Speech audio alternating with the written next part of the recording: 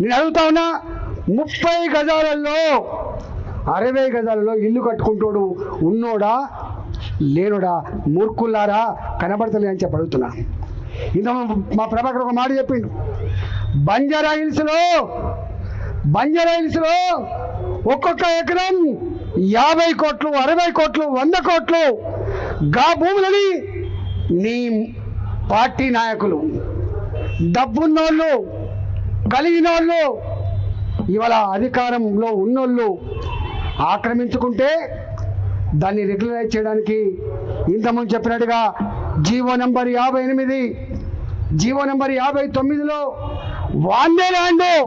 వాళ్ళ ల్యాండ్ 6 ఎకరాలు ఉంటుంది, కానీ 20 మంది పేరిట 30 మంది పేరిట చిన్న చిన్న బిట్లుగా చేసి వారికి రిజిస్ట్రేషన్ చేసావు కదా కొడుక.